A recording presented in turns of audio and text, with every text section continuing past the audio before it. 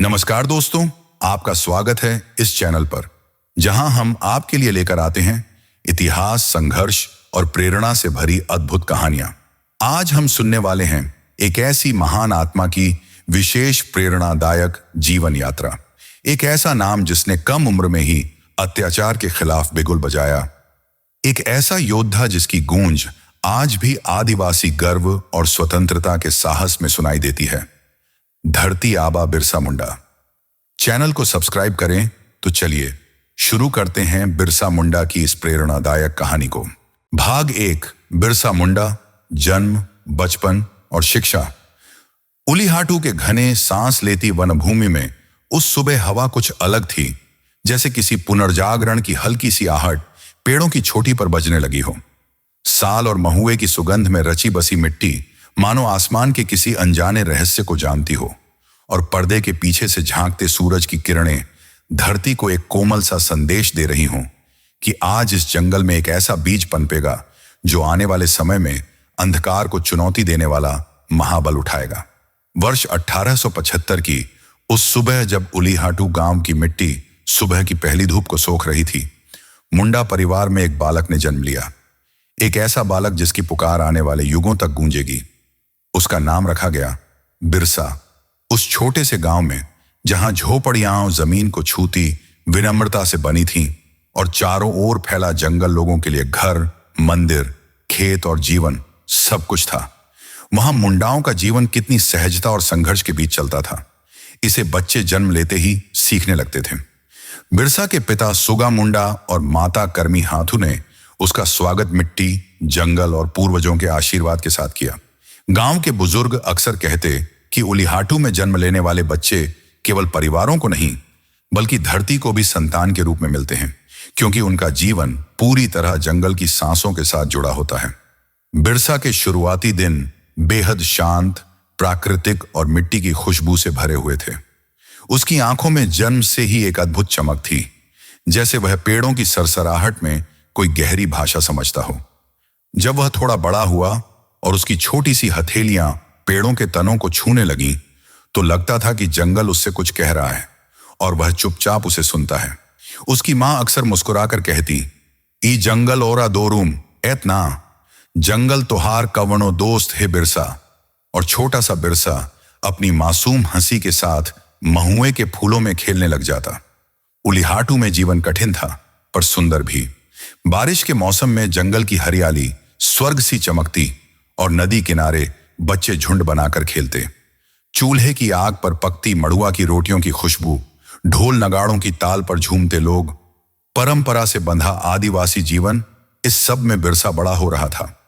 उसकी मां किरड़ी और साग इकट्ठा करती, पिता खेत में या जंगल के कामों में व्यस्त रहते और बिरसा अपने भाई बहनों के साथ जीवन की छोटी छोटी सीखें प्रकृति से बटोरता।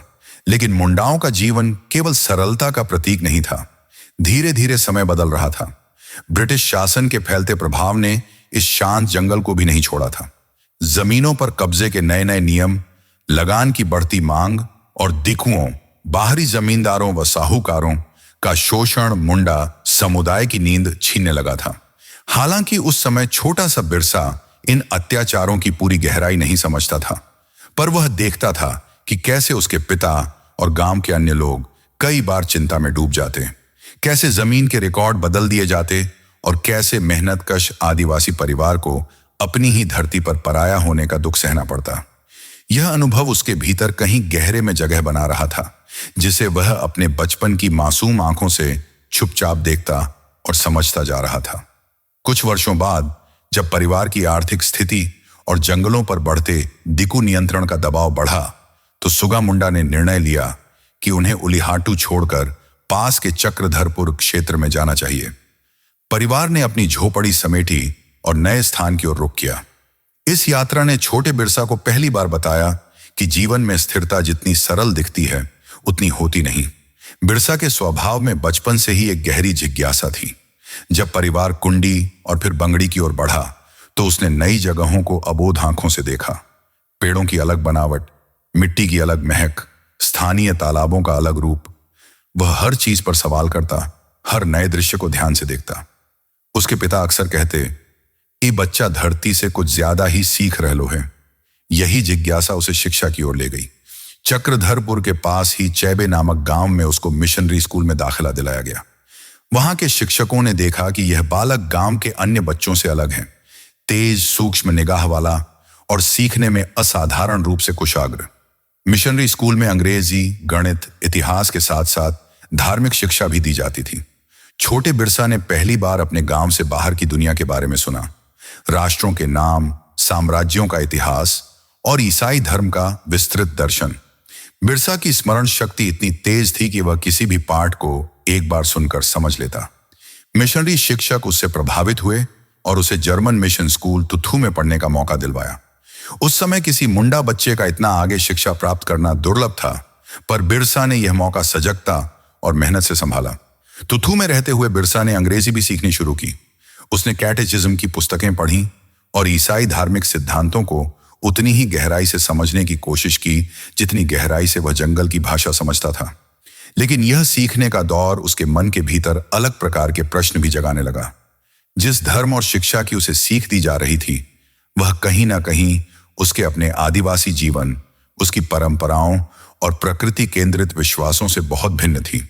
मिशनरी संस्थानों में उसे अनुशासन, साफ सफाई, पढ़ाई की पद्धतियां सिखाई गईं, पर साथ ही उसे यह भी बताया जाता था कि उसकी परंपराएं असभ्य हैं और ईसाई धर्म अपनाना उन्नति का रास्ता है। यह बात बिरसा के मन में चुभ थी। वह जानता था कि उसके लोग प्रकृति को मां मानते हैं और जंगल उनकी आत्मा है। उसे लगता कि उसकी संस्कृति को कमतर आंकना सही नहीं। फिर भी वह पढ़ाई जारी रखता क्योंकि उसे शिक्षा की शक्ति का एहसास हो चुका था। इन दिनों में उसने जिस पीड़ा को महसूस किया वह केवल व्यक्तिगत नहीं थी, वह सामूहिक थी। उसने देखा कि कैसे मिशनरियों के माध्यम से ब्रिटिश शासन अपनी पकड़ मजबूत कर रहा है, कैसे जमीनों के कानून बदले जा रहे हैं और मुंडा समुदाय के पारंपरिक खूंटकट्टी अधिकारों को धीरे धीरे कमजोर किया जा रहा है। जमीन जो उनके पूर्वजों की धरोहर थी, अब रिकॉर्ड की पुस्तकों में दिकुओं के नामों में दर्ज होने लगी। बिरसा समझ गया कि शिक्षा की इस चमक के पीछे सत्ता का धूंधलका भी छिपा है। लेकिन वह बच्चे की तरह प्रतिक्रिया नहीं करता था। वह हर बात को चुपचाप मन में उतारता और हर चीज को प्रकृति और अपने लोगों के संदर्भ में परखता। स्कूल के दिनों में उसका एक शिक्षक था, जर्मन मिशनरी नोट्रॉट, जिसने बिरसा की बुद्धिमत्ता को पहचाना। नोट्रॉट ने अक्सर कहा कि यह बालक नेतृत्व की प्राकृतिक क्षमता रखता है। वह कई बार बिरसा से अलग से बातचीत करता, उसे प्रेरित करता कि वह पढ़ाई जारी रखे। लेकिन वैसे ही बिरसा ने देखा कि नोट्रॉट के शब्दों में एक सटल आग्रह भी होता कि वह ईसाई धर्म को पूर्ण रूप से स्वीकार करे। यह बात बिरसा के अंदर टकराव उत्पन्न करती। धीरे धीरे यह टकराव गहराता गया। मिशनरी शिक्षा ने उसके मन को खुला किया था, लेकिन उसी शिक्षा प्रणाली ने उसके समुदाय के आत्मसम्मान को चुनौती भी दी थी। एक ओर उसे अंग्रेजी पाठों के माध्यम से दुनिया की विशालता का पता चल रहा था और दूसरी ओर उसका मन कभी कभी उलिहाटू की मिट्टी की ओर भागता, जहां उसकी मां महुए के फूल चुनती थी, जहां ढोल की थाप पर लोग रात भर नाचते थे, जहां जंगल के हर पेड़ से एक कहानी जुड़ी थी। कई बार रात को वह स्कूल के हॉस्टल के पीछे की पहाड़ी पर बैठ जाता और आसमान की तरफ देखता। सितारों की रोशनी उसकी आंखों में उतरकर मानो उसके भीतर चल रहे द्वंद्व को उजागर कर देती। वह सोचता, क्या सीखना गलत है? नहीं। क्या अपना धर्म, संस्कृति, जंगल का जीवन गलत है? बिल्कुल नहीं। तो फिर वह रास्ता कौन सा है जिसमें दोनों एक साथ रह सकें? यही सवाल उसके मन में दिन रात गूंजता। एक दिन एक ऐसी घटना हुई जिसने उसके भीतर के तूफान को और तेज कर दिया। स्कूल के एक अधिकारी ने उसकी परंपरागत पूजा पद्धति पर टिप्पणी कर दी और कहा कि यह अज्ञानता है। यह बात सुनकर पहली बार बिरसा को गुस्सा आया, गहरा, मौन, लेकिन जलता हुआ। उसने महसूस किया कि वह अपनी शिक्षा से भागना नहीं चाहता, लेकिन अपनी जड़ों का अपमान भी सहन नहीं कर सकता। धीरे धीरे उसके भीतर एक चुपचाप जागरण शुरू हो चुका था। अभी वह शब्दों में नहीं था, कोई आंदोलन नहीं था, कोई घोषणा नहीं थी, बस एक हल्की सी रोशनी, जैसे अंधेरी रात में पूर्व दिशा की ओर से एक कोमल सूर्य किरण उभरनी शुरू हो जाए।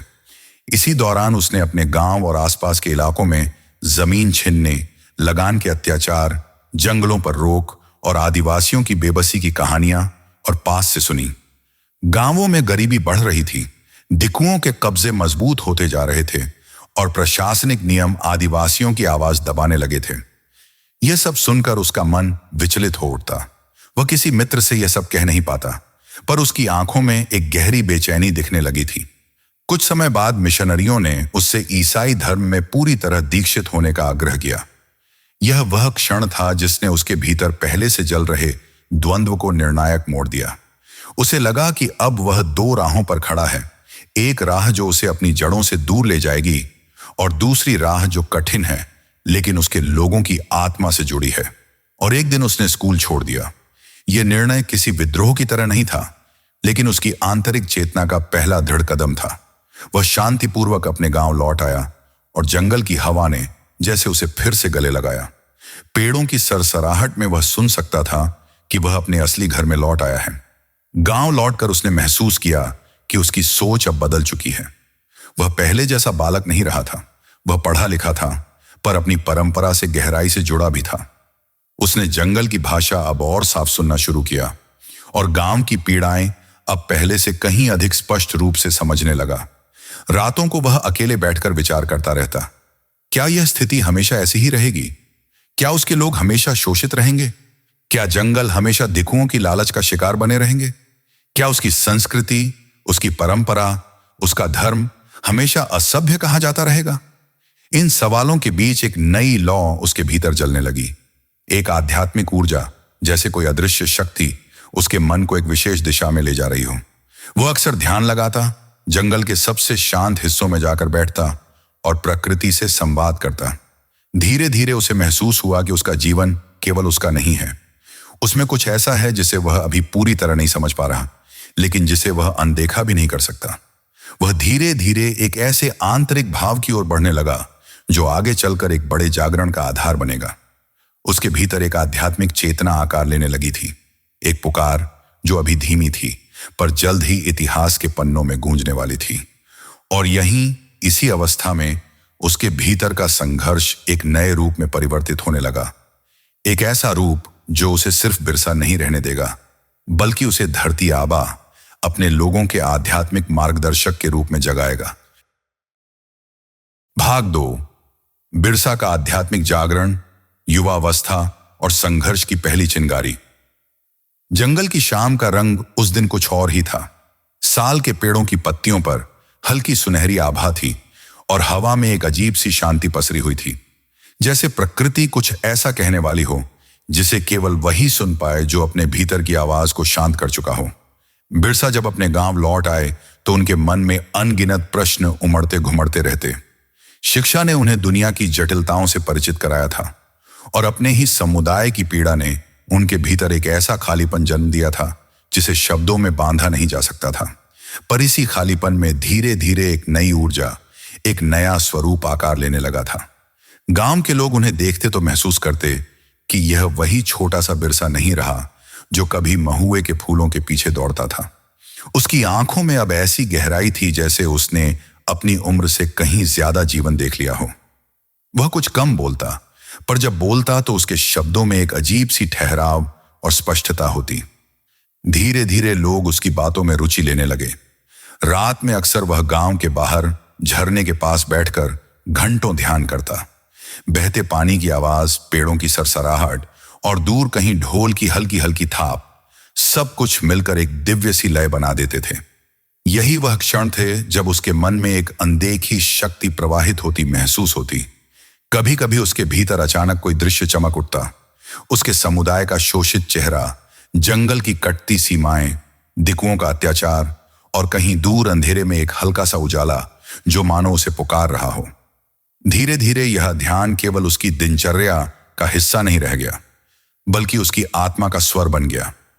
वह महसूस करने लगा कि समाज के सताए हुए लोगों की कराहें उसकी अपनी सांसों में घुल गई हैं। वह अब केवल खुद के लिए नहीं जी रहा था, बल्कि किसी अन्य देखे उद्देश्य के लिए तैयार हो रहा था। एक दिन गांव के बुजुर्गों की सभा हो रही थी। कई लोग इस चिंता से व्याकुल थे कि अब जंगलों पर पहले जैसी स्वतंत्रता नहीं रही। पेड़ों पर टैक्स लगाया जा रहा था, नदी के पानी पर नियंत्रण किया जा रहा था और कई परिवारों की जमीनें जमींदारों के कब्जे में जा रही थीं। अक्सर ये चर्चाएं निराशा में बदल जाती और लोग सिर झुकाकर चुप हो जाते। पर उस शाम बिरसा अचानक खड़ा हुआ। उसकी आवाज में कोई ऊंचाई नहीं थी, कोई क्रोध नहीं था, पर एक ऐसी दृढ़ता थी जो सभा का माहौल बदल दे। उसने कहा, हमारा जंगल हमसे कोई नहीं छीन सकता जब तक हम खुद अपनी शक्ति को याद रखते हैं। याद रखिए, धरती हमारी मां है और मां अपने बच्चों को कभी पराया नहीं बनाती। सभा में सन्नाटा छा गया। लोगों ने महसूस किया कि यह एक सामान्य बालक की आवाज नहीं थी, यह किसी गहरी अनुभूति से निकला वाक्य था। बुजुर्गों ने उसे गौर से देखा।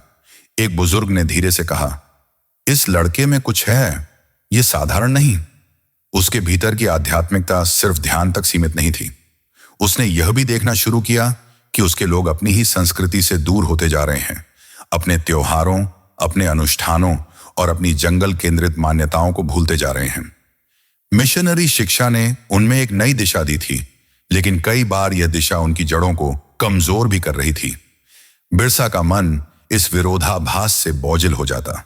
उसे लगता कि जो भी सही रास्ता है, उसे अपने समुदाय को वापस उसी ओर ले जाना होगा जहां उनकी आत्मा सुरक्षित है। इन्हीं दिनों में उसकी मुलाकात कई ऐसे लोगों से हुई जो ब्रिटिश शासन के अत्याचारों से पीड़ित थे। कोई अपनी जमीन से बेदखल कर दिया गया था, कोई लगान के बोझ तले दबा था और कोई साहूकारों की कर्जखोरी में फंसा था। ये कहानियां बिरसा को भीतर तक झकझोर देती। वह इन लोगों से गहरी सहानुभूति रखता और कई बार उनके साथ बैठकर घंटों बातें करता। धीरे धीरे उसके भीतर नेतृत्व का एक स्वाभाविक बीज अंकुरित होने लगा। लोग उससे सलाह लेने आने लगे। किसी को लगान को लेकर उलझन थी, किसी को जमीन के दस्तावेजों का भय था और किसी को अपने बच्चों की शिक्षा को लेकर चिंता। बिरसा हर किसी को शांत शब्दों में मार्ग दिखाने का प्रयास करता, पर वह जानता था कि केवल शब्दों से कुछ नहीं होगा। समय आ रहा था जब उसे केवल सलाह नहीं बल्कि आंदोलन की राह दिखानी होगी। इसी दौर में वह अपनी आध्यात्मिक साधना में और डूबने लगा। कई बार वह कई दिनों तक जंगलों की गहराइयों में चला जाता और वहां घंटों ध्यान करता। वह पेड़ों के बीच बैठता, अपनी आंखें बंद करता और प्रकृति की धड़कनों को महसूस करने की कोशिश करता। धीरे धीरे लोग उसके भीतर होने वाले इस परिवर्तन को अनुभव करने लगे। उसकी चाल में, उसकी आंखों में, उसकी मुस्कान में हर जगह एक नई चेतना दिखने लगी। एक दिन उसकी मां ने उससे पूछा, बिरसा, तोहर अंदर कुछ बदल गई लोहे का? बिरसा मुस्कुराया, अम्मा, ई जंगल हमरा से बात कर रहलो है, बहुत धीरे पर साफ साफ, और हम सुन रहलो है। इस परिवर्तन के साथ उसकी ख्याति आसपास के गांवों तक फैलने लगी। लोग उसे एक साधारण युवक की तरह नहीं बल्कि एक ऐसे मनुष्य की तरह देखने लगे जिसमें ईश्वर का स्पर्श है। जब वह बोलता तो लोग मन लगाकर सुनते। जब वह चलता तो लगता जैसे धरती खुद उसके कदमों का स्वागत करती है। युवावस्था की दहलीज पर खड़ा बिरसा अब अपने उद्देश्य को समझने लगा था। वह जानता था कि उसके लोग केवल शोषण के कारण कमजोर नहीं हुए थे, बल्कि इस वजह से भी कि वे अपने आत्मविश्वास को भूलने लगे थे। उसने निश्चय किया कि वह उन्हें न सिर्फ संगठित करेगा बल्कि उनके भीतर सोई हुई शक्ति को जगाएगा। धीरे धीरे उसने अपने विचारों को स्पष्ट रूप देना शुरू किया। वह कहता, हमारा धर्म जंगल है, हमारा ईश्वर हवा में है, पानी में है, धरती में है। हम किसी के अधीन होकर नहीं जी सकते क्योंकि हमारी आत्मा स्वतंत्रता में जन्मी है। दूर दूर के गांवों से लोग उसे देखने आने लगे। कोई बीमार था, कोई परेशान, कोई सिर्फ जिज्ञासा लेकर आया था, और अक्सर वे लौटते हुए महसूस करते कि उन्हें कोई अदृश्य बल मिला है, कोई नई उम्मीद, कोई नया रास्ता। इन्हीं दिनों में उसने देखा कि मिशनरियों के प्रभाव में कई आदिवासी अपने पारंपरिक रीति रिवाज छोड़ रहे हैं। बिरसा ने यह विरोध नहीं किया कि लोग शिक्षा लें या नई चीजें सीखें, पर उसे यह नहीं स्वीकार था कि अपनी संस्कृति को त्याग कर ही प्रगति की ओर बढ़ा जाए। वह कहता, शिक्षा हमारा अधिकार है, पर अपनी आत्मा को छोड़कर मिलने वाली शिक्षा हमारा विनाश है। उसकी बातों में अब इतनी ताकत थी कि लोग उसे केवल एक युवक नहीं बल्कि एक आध्यात्मिक मार्गदर्शक समझने लगे। कुछ महिलाएं उसे अपने बच्चों के लिए आशीर्वाद दिलाने लाती, बूढ़े लोग उसकी सलाह लेते और युवा उसके पास बैठकर उसका हर शब्द अपने भीतर ग्रहण करते। धीरे धीरे लोगों में यह बात फैलने लगी कि बिरसा के पास कोई दिव्य शक्ति है। कोई कहता कि वह भविष्य देख सकता है, कोई कहता कि उसका स्पर्श रोग दूर कर देता है, कोई कहता कि उसके शब्द सीधे दिल में उतर जाते हैं। बिरसा इन बातों पर न तो गर्व करता न इनकार। वह बस इतना कहता, जंगल की शक्ति हम सब में है, मैं केवल उसे सुन रहा हूं। इसी समय में उसने यह महसूस किया कि अपने समुदाय की एकता को मजबूत करने के लिए उन्हें अपनी परंपरा और अपने धर्म की ओर लौटना होगा। उसने लोगों को प्रोत्साहित किया कि वे अपने नृत्यों, अपने गीतों, अपने त्योहारों और अपनी पूजा पद्धति को पुनर्जीवित करें। वह कहता, हमारी पहचान हमारे गीतों में है, हमारे ढोलों की धुन में है, हमारे महुए की खुशबू में है। इसे भूलकर हम कुछ नहीं। इस प्रेरणा से कई गांवों में फिर से पारंपरिक उत्सव मनाए जाने लगे। ढोल की ताल पर लोग नाचते, महिलाएं लोकगीत गाती और लोग महसूस करते कि उनका अस्तित्व लौट रहा है। यह सिर्फ सांस्कृतिक आंदोलन नहीं था, यह एक आध्यात्मिक जागरण था जो आगे चलकर राजनीतिक संघर्ष की नींव बनने वाला था। युवाओं के बीच बिरसा का प्रभाव सबसे तेजी से बढ़ा। वे महसूस करते कि यह व्यक्ति केवल बातें नहीं करता, बल्कि जीवन के हर कदम पर उनके साथ खड़ा है। वह उनके साथ खेतों में काम करता, जंगलों में चलता, बीमारों की देखभाल करता और सबसे जरूरी उनके दुखों को सुनता। उसकी विनम्रता लोगों को और करीब खींचती। एक शाम जब आकाश लाल रंग से भर गया और जंगल में पंछियों का शोर धीरे धीरे थमने लगा, कुछ युवा उसके पास बैठे थे। उन्होंने पूछा, बिरसा, का हम सब ए तरह जीवन भर शोषित रहब? का दिकू हमार जंगल लेता रही हैं? बिरसा ने गहरी सांस लेकर कहा, नहीं, एक दिन आएगा जब हम सब एकजुट होकर अपनी जमीन वापस लेंगे। ई धरती हमार है और हमार ही रहेगी। यही वह क्षण था जब उसके शब्दों ने युवाओं के भीतर आग जगा दी। एक ऐसी आग जिसे बुझाना किसी भी सत्ता के बस में नहीं था। धीरे धीरे उसके विचार एक आंदोलन का रूप लेने लगे, जिसे बाद में लोग उलगुलान यानी महान आंदोलन कहकर पुकारने लगे। पर अभी उसके अंदर यह सिर्फ एक लौ थी, छोटी, शांत पर अत्यंत शक्तिशाली। उसके भीतर की आध्यात्मिक शक्ति अब एक नए रूप में उभरती जा रही थी। वह केवल एक साधक नहीं रह गया था, वह एक भविष्य दृष्टा बन गया था। लोग उसे धरती आबा, धरती का पिता कहकर पुकारने लगे। यह नाम न तो उसने खुद चुना था न मांगा, पर लोगों के दिलों ने उसे यही रूप दिया। धीरे धीरे उसके विचारों की गूंज आसपास के क्षेत्रों में फैलने लगी। लोग कहते कि जंगलों की हवा बदल रही है, कि किसी नए युग की आहट सुनाई दे रही है। और शायद यही सच था, क्योंकि जो सपना बिरसा के भीतर आकार ले रहा था वह केवल एक व्यक्ति का सपना नहीं था, बल्कि एक पूरे समुदाय की सेंचुरीज पुरानी दबी हुई आवाज का पुनर्जागरण था। लेकिन प्रकृति की हर चुप्पी एक तूफान को जन्म देती है, और अब वह समय आ रहा था जब इस आध्यात्मिक जागरण को संघर्ष की राह पर उतरना ही था। दिकुओं के अत्याचार बढ़ते जा रहे थे। ब्रिटिश शासन के नए कानून आदिवासियों की आजादी को कुचल रहे थे, और यह सब देखकर बिरसा अब मौन नहीं रह सकता था। जंगल की हर पत्ती, हर नदी, हर चिड़िया जैसे उसे पुकार रही थी, उठो, तुम्हारा समय आ गया है। और इसी पुकार के साथ उसके भीतर का साधक एक योद्धा बनने लगा। एक ऐसा योद्धा जिसकी लड़ाई केवल जमीन के लिए नहीं, बल्कि आत्मसम्मान, स्वतंत्रता और अस्तित्व के लिए होने वाली थी। भाग 3, उलगुलान की अग्नि, बिरसा के संघर्ष का प्रज्वलित आरंभ। झारखंड के घने सालसेमल के जंगलों में उन दिनों एक अनोखी हलचल थी। हवा में जैसे कोई अनदेखा कंपन फैल गया हो, कुछ ऐसा जिसे लोग महसूस तो करते थे पर शब्द नहीं दे पाते थे। बिरसा अब किशोर से युवा हो रहा था, और उसके भीतर कुछ ऐसा जाग रहा था जो साधारण नहीं था। पिछली वर्षों में उसने मिशन स्कूल, गांव की परिस्थितियां और अंग्रेजी शासन की अन्यायपूर्ण नीतियों को गहरी आंखों से देखा था, पर अब उसकी दृष्टि सिर्फ देखने तक सीमित नहीं थी। वह समझने और समाधान ढूंढने की दिशा में बदल गई थी। यह वही समय था जब उसके भीतर आध्यात्मिक चेतना का बीज धीरे धीरे अंकुरित हो रहा था, और यही अंकुर आगे चलकर धरती आबा बनने की दिशा तय करने वाला था। बरसात की एक रात थी जब आसमान में बादलों की भारी गड़गड़ाहट थी। गांव के लोग अपनी कुटियों में दुबके हुए थे, पर बिरसा अकेला बाहर बैठा था। बारिश की गंध मिट्टी के साथ घुलकर एक अजीब शांति दे रही थी, मानो प्रकृति खुद किसी रहस्य का पर्दा उठाने वाली हो। उसके मन में कई महीनों से प्रश्नों की आंधी चल रही थी।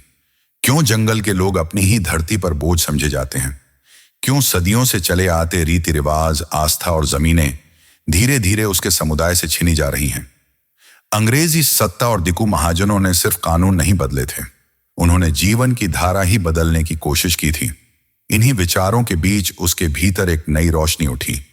वह बाद में अपने साथियों से कहता था कि उसे आकाश से संदेश मिला, और भले ही इतिहास यह नहीं कहता कि उस रात को क्या हुआ था, पर सबसे स्वीकृत मान्यता यही है कि इसी समय उसके भीतर आध्यात्मिक तेज प्रकट होना शुरू हुआ। उसने अपने भीतर एक ऐसी चेतना महसूस की जिसे शब्दों में बांधना कठिन था।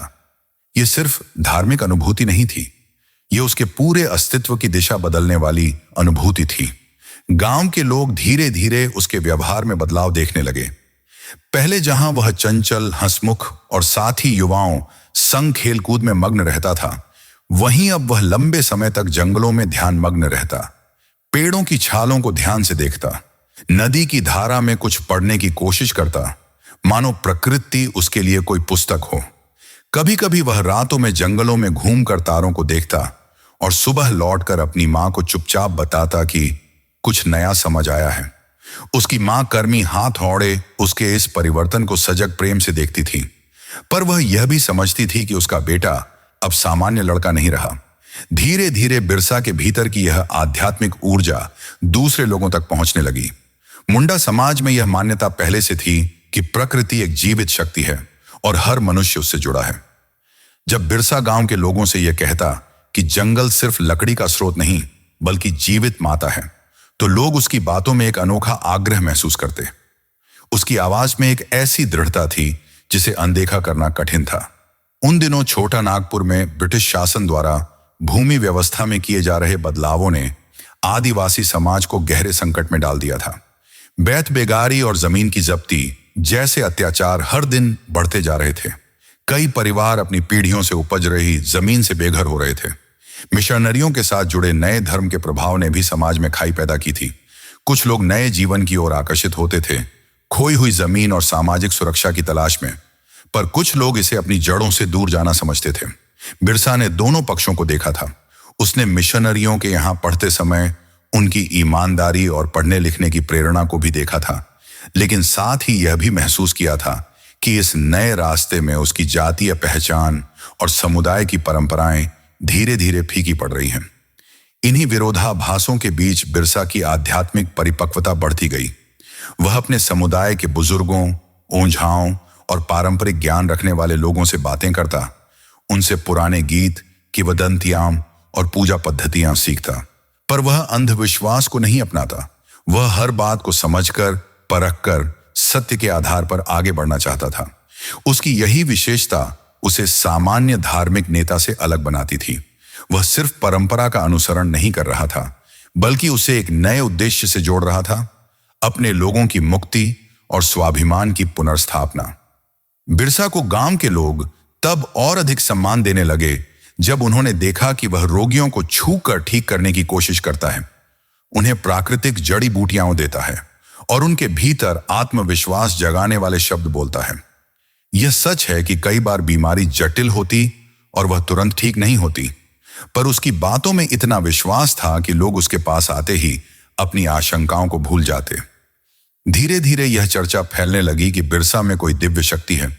इतिहास में इसे लेकर विवाद अवश्य है कि उसे कितनी दिव्यता दी गई, पर यह निश्चित है कि समुदाय का विश्वास उसके प्रति गहरा होता गया। इसी समय अंग्रेजी शासन की दमनकारी नीतियां और तीखी हो गईं। जंगलों पर सरकारी नियंत्रण खड़ा किया जाने लगा।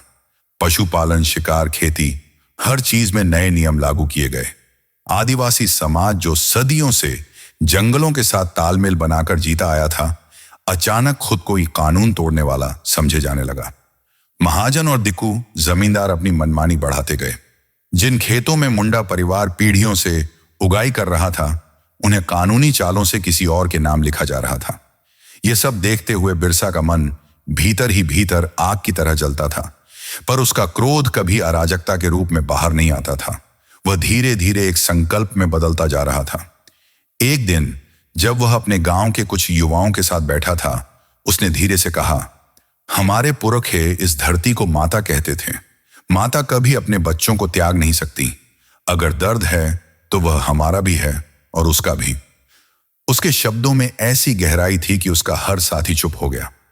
उसी दिन पहली बार उसके साथियों ने महसूस किया कि बिरसा अब सिर्फ गांव का युवा नहीं रहा, वह मार्गदर्शक बन रहा है। कुछ समय बाद उसकी आध्यात्मिक साधना और भी तीव्र हो गई। वह कई दिनों तक उपवास करता, गुफाओं में ध्यान लगाता और रातों में नदी किनारे जाकर मौन साधता। कई बार लोग उसे खोजने निकलते तो वह शांत बैठे हुए मिलता, मानो किसी अनदेखे गुरु से संवाद कर रहा हो। धीरे धीरे उसने अपने भीतर एक नई एहसास को स्वीकार किया कि उसे अपने समुदाय को एक रास्ता दिखाना है। इतिहासकारों के अनुसार यह वही समय था जब उसके भीतर भगवान बिरसा की छवि जन्म लेने लगी, जो बाद में पूरे आंदोलन का केंद्र बनी। पर बिरसा खुद कभी इस बात से अभिमान नहीं करता था। वह अक्सर कहता, मैं धरती का बेटा हूं, मेरे भीतर जो भी है वह इसी धरती से आया है। इस विनम्रता ने लोगों में उसके प्रति और भी सम्मान जगाया। कई गांवों से लोग उसके पास सलाह लेने आने लगे, कभी भूमि विवाद के लिए, कभी सामाजिक कलह के लिए, कभी मन के बोझ के लिए। वह हर किसी की बात ध्यान से सुनता और जब समाधान देता तो उसका स्वर शांत और निश्चित होता। इसी क्रम में उसने समझ लिया कि आध्यात्मिक जागरण अपने आप में पर्याप्त नहीं है।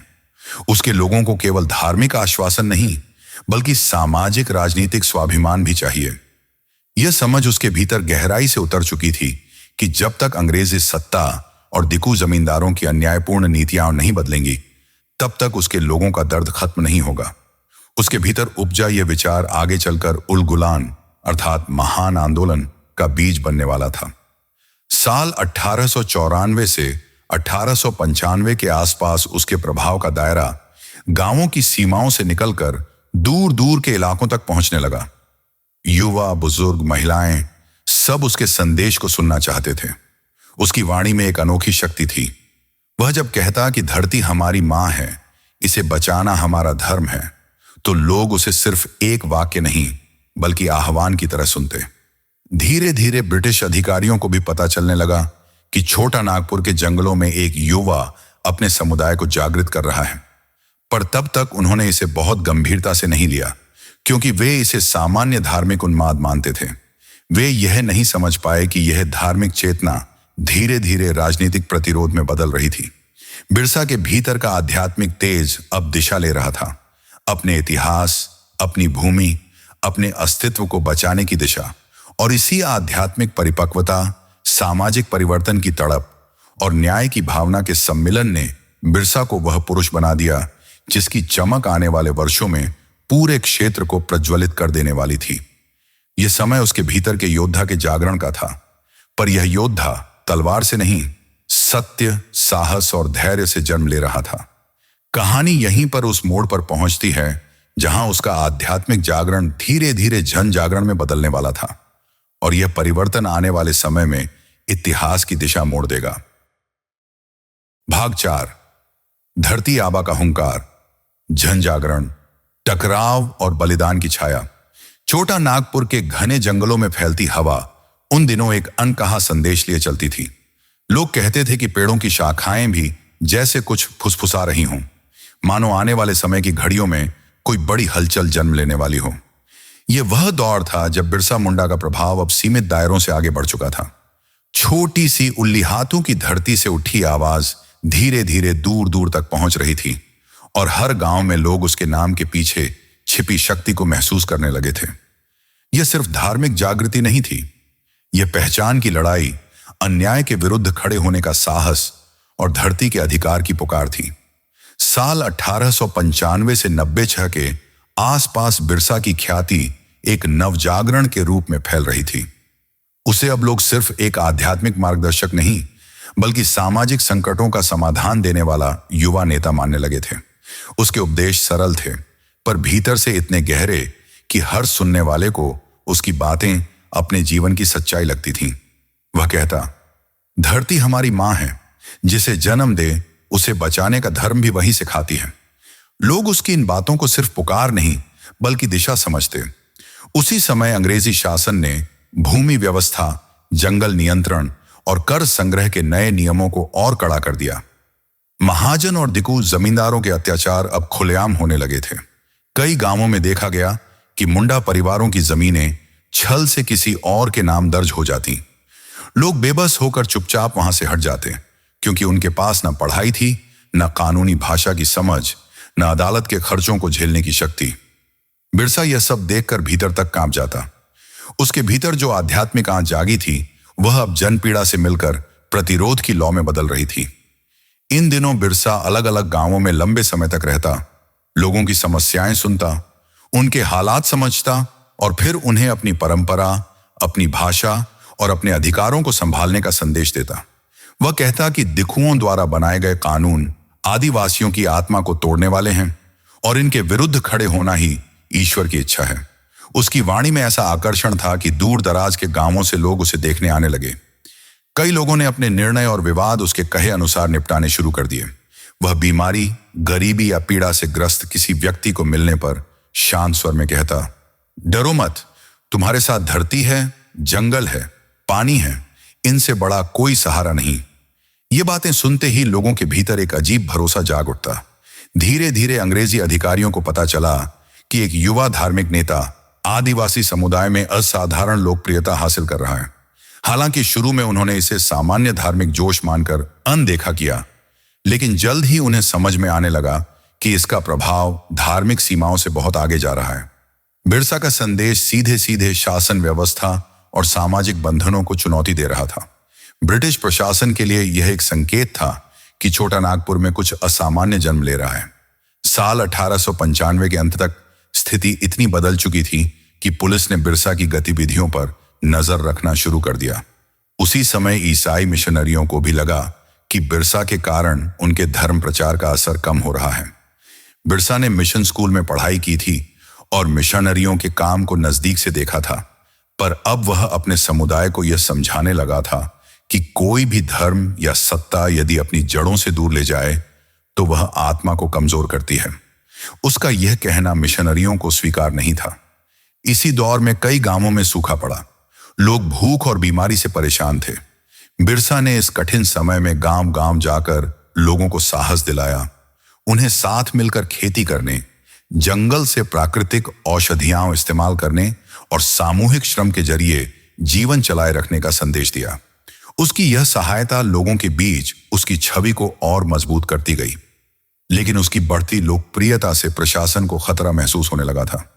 साल 1895 के आखिरी महीनों में अंग्रेजों ने उस पर धार्मिक उन्माद फैलाने और गलत संदेश देने का आरोप लगाते हुए उसे गिरफ्तार कर लिया।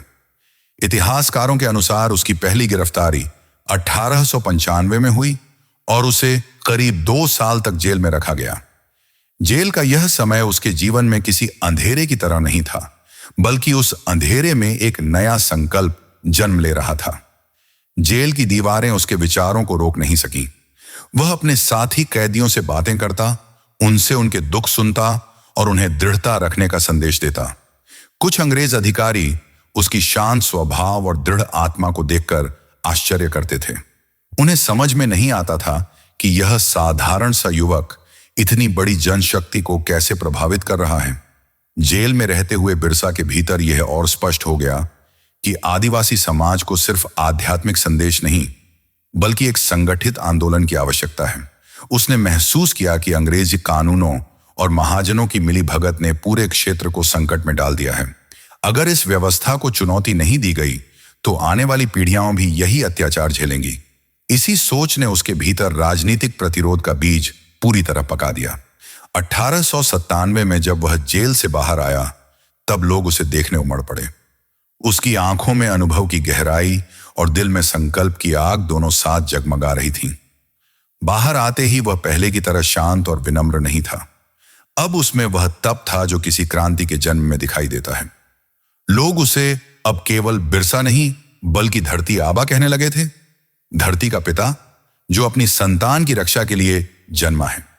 जेल से मुक्त होने के बाद उसने अपने संदेश को पहले से कहीं अधिक स्पष्टता और दृढ़ता से फैलाना शुरू किया।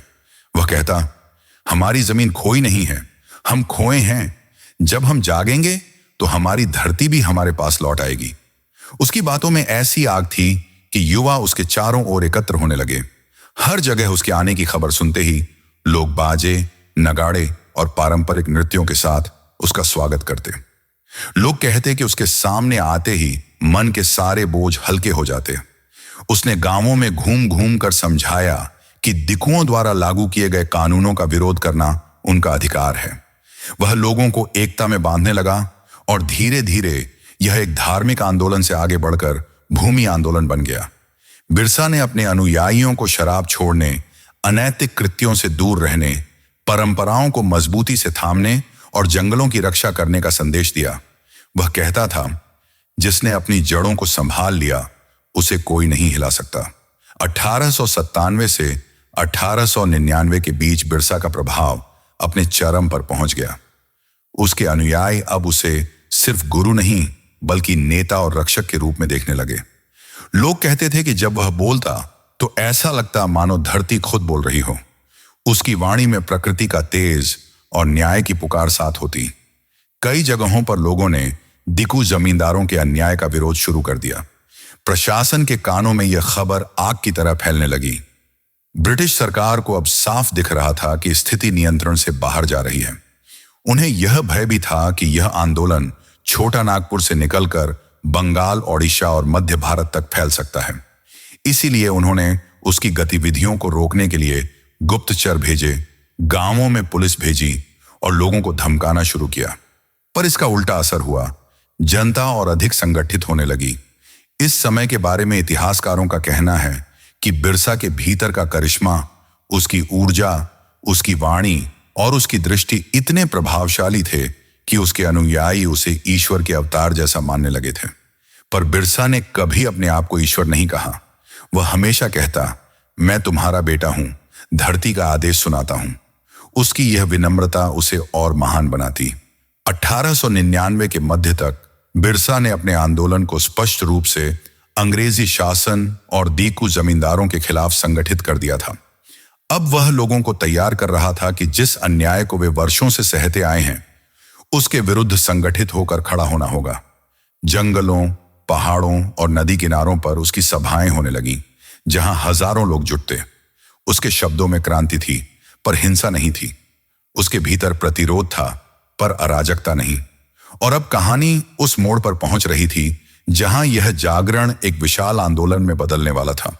वह आंदोलन जिसे इतिहास उल गुलान के नाम से जानता है।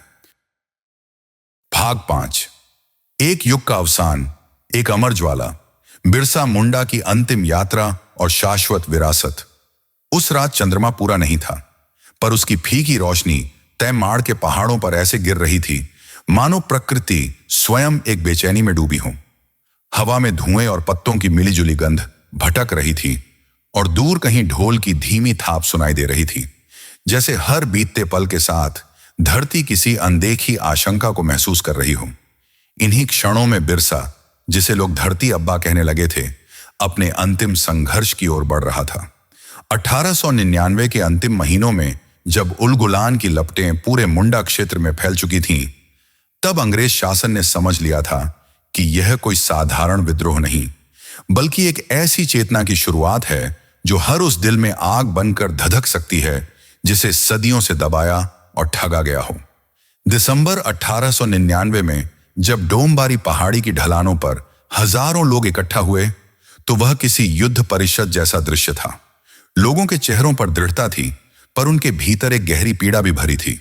वे अपने खेत खलिहानों, जंगलों और जल जमीन पर किए गए अत्याचारों से टूट चुके थे और बिरसा उनमें एक नई उम्मीद की तरह उभारा था। वह केवल एक नेता नहीं था बल्कि एक जागृति थी जो मन की जंजीरों को तोड़ रही थी। डोमबारी पहाड़ी के ऊपर खड़े होकर उसने कहा था कि उनकी लड़ाई केवल जंगल के हक के लिए नहीं बल्कि उस सम्मान के लिए है जो हर इंसान को मिलना चाहिए। यही बात लोगों के दिलों में आग की तरह उतर गई, लेकिन अंग्रेजों ने इस उभार को एक खतरे के रूप में देखा। जनवरी 1900 की शुरुआत में उन्होंने चांसल, खुटागढ़ और आसपास के गांवों में दमन का तांडव शुरू कर दिया। डोमबारी पहाड़ी पर जो हुआ वह आज भी मुंडा इतिहास की सबसे दर्दनाक घटनाओं में गिना जाता है। कहा जाता है कि वहां गोलियों की वह बारिश हुई जिसने निहत्थे आदिवासियों को पल भर में ढेर कर दिया। उस पहाड़ी पर बिछी लाशें उस अन्याय की गवाही थीं जिसे शासन कानून का नाम देता था। बिरसा उस दिन वहां नहीं था, पर जो बचकर लौटे उन्होंने उसकी ओर देखकर रोते हुए कहा था कि धरती अब्बा के सपने को कुचलने की कोशिश की गई है। इन घटनाओं ने ब्रिटिश प्रशासन को और भी कठोर बना दिया। पूरे क्षेत्र में बिरसा की तलाश में अभियान चलाए गए। गांव गांव में सिपाहियों के दल भेजे गए जो लोगों को पूछताछ, धमकी और अत्याचार के द्वारा डराने की कोशिश कर रहे थे। लेकिन इस सब के बीच बिरसा जंगलों में घूमते हुए अपने लोगों को समझाता रहा कि संघर्ष अभी समाप्त नहीं हुआ है। उसकी उपस्थिति मात्र से लोगों में साहस आ जाता था और शायद यही कारण था कि अंग्रेज उसके नाम से भी भयभीत रहते थे। जनवरी 1900 के अंतिम हफ्तों में जब उल गुलान अपने चरम पर था, तभी सिपाहियों ने उसके करीब पहुंचने की खबरें देना शुरू किया। परंतु जंगलों का वह पुत्र हर पगडंडी 3 फरवरी 1900 की रात को भारी संख्या में सिपाहियों ने उस पूरे इलाके को घेर लिया। सुबह की हल्की रोशनी जंगल की टहनियों पर पड़ी ही थी कि अचानक गोलियों की आवाज से सन्नाटा टूट गया। बिरसा ने संघर्ष करने की कोशिश नहीं की। शायद वह जानता था कि अब यह लड़ाई बंदूकों से नहीं बल्कि उसके विचारों से लड़ी जाएगी। गिरफ्तारी के उस क्षण में कोई बड़ी नाटकीयता नहीं थी, न कोई बड़ा प्रतिरोध। वह बस शांति से खड़ा रहा और सिपाहियों ने उसे जंजीरों में बांध लिया। पर उसकी आंखों में जो चमक थी वह उन सिपाहियों को भी विचलित कर रही थी, मानो वह कह रहा हो कि विचारों को हथकड़ियां नहीं पहनाई जा सकती। उसे रांची जेल लाया गया, जहां उसकी हालत धीरे धीरे खराब होने लगी। बीमारी क्या थी, इसका स्पष्ट प्रमाण इतिहास के पास नहीं है, पर अधिकांश इतिहासकारों का मत है कि उसकी मृत्यु हैजा के कारण हुई। कुछ लोग यह भी कहते हैं कि जेल की अत्यंत खराब परिस्थितियों और मानसिक तनाव ने उसकी स्थिति को और गंभीर बना दिया था। पर चाहे कारण जो भी रहा हो, 9 जून 1900 को जब उसकी सांसें थम गईं, तब एक पूरे समुदाय की आशाएं मानो अचानक किसी गहरी खाई में गिर गईं। उसकी मृत्यु की खबर जब रांची से निकलकर जंगलों और गांवों तक पहुंची, तो हवा में एक ऐसी चीख फूट पड़ी जिसे शब्दों में बांध पाना मुश्किल था। उसकी मृत्यु ने अंग्रेजी शासन की क्रूरता को उजागर किया, पर साथ ही उस आशा को भी जन्म दिया जिसने आने वाले दशकों में पूरे देश को स्वतंत्रता के लिए एकजुट किया। बिरसा की शहादत के बाद मुंडाओं के गांवों में ऐसी चुप्पी छा गई थी जैसे हवा भी मातम में डूबी हो। बूढ़े लोग चूल्हों के पास बैठकर कहते थे कि बिरसा का शरीर भले ही चला गया हो, पर उसकी आत्मा अब भी उन पहाड़ों, झरनों और पगडंडियों के बीच भटकती है जिनसे वह प्रेम करता था। बच्चे उसके किस्से सुनकर बड़े होते थे और अक्सर जंगलों में खेलते हुए कल्पना करते कि वे धरती अब्बा के साथ पहाड़ों पर दौड़ रहे हैं। युवा लड़के और लड़कियां मन ही मन शपथ लेते कि अन्याय के सामने कभी सिर नहीं झुकाएंगे। औरतें उसके नाम पर अपने बच्चों को साहस और ईमानदारी का पाठ पढ़ाती और बुजुर्ग उसकी याद में छोटे छोटे गीत रचते जो शाम की आग के पास गाए जाते और जिनमें उसकी वीरता, उसका त्याग और उसकी करुणा को महसूस किया जा सकता था। उसकी मृत्यु ने उस समय तो संघर्ष को रोक दिया, पर उसकी सोच की लपटें बुझी नहीं। जंगलों में जहां वह अपने लोगों को एकता का पाठ सिखाता था, वहीं अब उसकी स्मृतियां हवा की तरह फैल रही थीं। जवान लड़के खेतों की मेड़ पर चलते हुए सोचते कि बिरसा ने यदि अपने समय में इतना बड़ा परिवर्तन ला दिया, तो वे भी आगे बढ़कर अन्याय के विरुद्ध आवाज उठा सकते हैं। खेतों की हरियाली जैसे उसके संघर्ष को फुसफुसाहटों में दोहराती रहती थी और नदी का बहता हुआ जल मानो उसके सपने को आगे ले जाने का वादा करता था। उसकी उपस्थिति इतनी गहरी थी कि लोग अक्सर कहते थे कि वह नहीं गया, बस एक लंबे सफर पर निकल गया है और जब जरूरत पड़ेगी तो लौट आएगा। यही विश्वास उनके भीतर उस साहस को जगाए रखता था जो किसी भी समुदाय को जीवित और जागृत रखता है। उधर अंग्रेजों ने महसूस किया कि जिस धरती ने बिरसा जैसा युवक जन्मा है, वह आसानी से शांत नहीं होगी। इसीलिए उन्होंने आने वाले वर्षों में कानूनों में कुछ बदलाव किए ताकि आदिवासियों के अधिकारों को आंशिक रूप से मान्यता दी जा सके। हालांकि यह बदलाव पूर्ण न्याय नहीं था, पर यह उन संघर्षों की प्रतिध्वनि थी जिन्हें बिरसा और उसके लोगों ने मिलकर उठाया था। इतिहास यह बताता है कि किसी समाज की आवाज भले ही कुछ समय के लिए दब जाए, पर यदि वह सत्य और अधिकार की मांग से निकली हो तो उसकी गूंज सदियों तक सुनाई देती है। बिरसा की आवाज भी ऐसी ही थी, धमकी या हिंसा से न दबने वाली, बल्कि समय के साथ और भी प्रखर होती जाने वाली आवाज। मौसम बदलता रहा, जंगलों में नई हरियाली उभरती रही और लोगों के जीवन में छोटे बड़े उतार चढ़ाव आते रहे। पर हर वर्ष जब 9 जून नजदीक आता तो गांवों में एक अनोखी उदासी फैल जाती। ये दिन केवल शोक का ही नहीं बल्कि गर्व का भी स्मरण था। लोग उस युवक को याद करते जिसने मात्र 25 वर्ष की उम्र में ऐसी मशाल जलाकर छोड़ दी जो आने वाले स्वतंत्रता संग्राम को प्रेरित करती रही। आज भी जब झारखंड के पहाड़ों पर हवा बहती है तो उसकी सरसराहट में एक मधुर सी लय सुनाई देती है, मानो वह कह रही हो कि बिरसा की कहानी खत्म नहीं हुई बल्कि हर पीढ़ी के साथ एक नई शुरुआत पा रही है।